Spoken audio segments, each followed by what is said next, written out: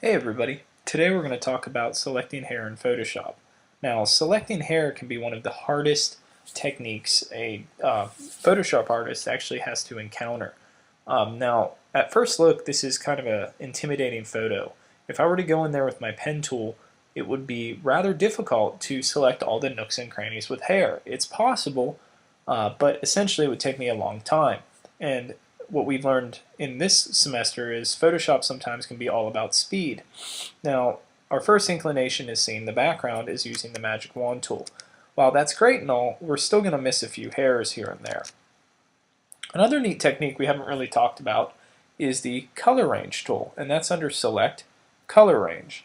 And now what that will do is actually allow us to select parts of the image and add to our selection. It's kind of a great technique. What you'll notice though is it does tend to leave a little harsher outlines and a little more jagged selections and whatnot. We can even go and subtract certain color tones or value tones from the piece itself. So kind of an interesting technique.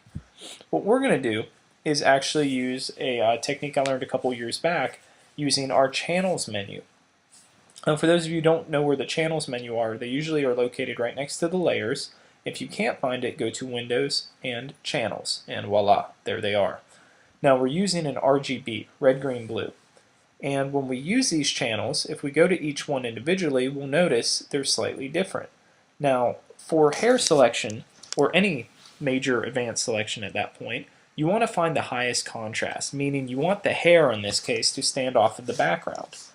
And what I'm going to do is use the blue channel. Now, some things I have to do to prep myself is, one, I'm going to go ahead and unlock my background and call it hair. Once that's done, go back to channels, select the blue channel, and you can see it's a nice, diverse, darker color, which is really nice. And I'm going to go ahead and, with that channel selected, go to Image, Calculations. Now, Calculations isn't really used that often in Photoshop, but for our case, what it's basically doing is combining multiple blue channels to darken this result. And what I want to change is I want to make sure each channel is set to blue. And really the only way I like to work this is when you only have one layer active.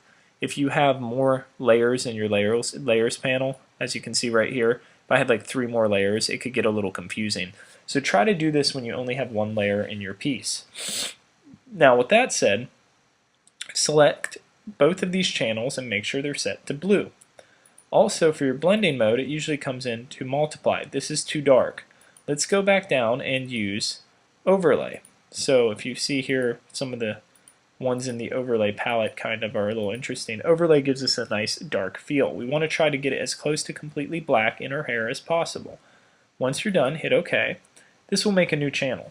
Now what we're going to do with this new channel is kind of drastic. We're going to get our brush tool. We're going to scale it up, and I tend to not use a very soft brush. I like to use one in between for this.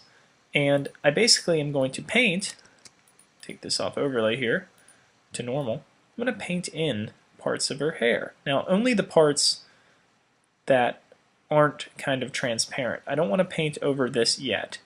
So I'm going to go through and I'm going to have a pretty decent selection here. And again, you may have to scale your brush bigger and smaller. And this can be done with the lasso tool. I know a lot of people that get lazy while they do this, and they'll just kind of do one of these. I think painting it kind of gives you an idea of what you need to worry about. But let me show you the easy way. I'm going to hit, in our case, our foreground color is black. I'm going to hit Alt Backspace, and it kind of fills it with black. You still kind of need to go clean it up a little bit, but it's much quicker. Alright, once you have that, the next step is to really make this white. And you can do this a couple ways. You can simply get a white paintbrush and start going to town. The only problem is when you get over here, it gets a little weird, right? So what I'm going to do is actually set my blending mode for my brush to overlay. And what that will do is actually isolate and kind of not touch all the black area, which is a really great little handy technique. And you can see it right here. I'm barely getting close to it, but it's actually only messing with some of the the hairs. Now you will lose hair doing this. You will lose a few strands here and there. It's absolutely not a perfect method, but it's a means to an end. You can see I just lost a few right here by going over it. So what I tend to like to do is kind of go through and adjust and tweak it a little bit and whatnot.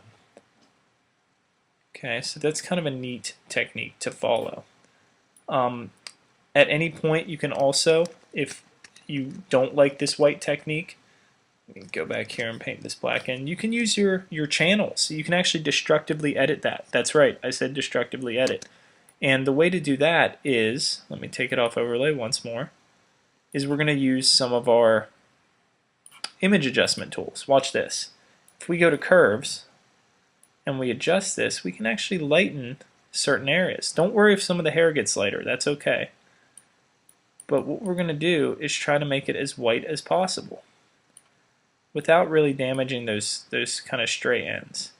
And if I give it a nice little tweak here and there, you'll notice, how about that, we have a decent selection. So that helps us immensely.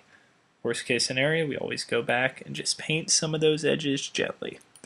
This is a really great technique. Again, the combination of this and the overlay technique actually has some really nice results.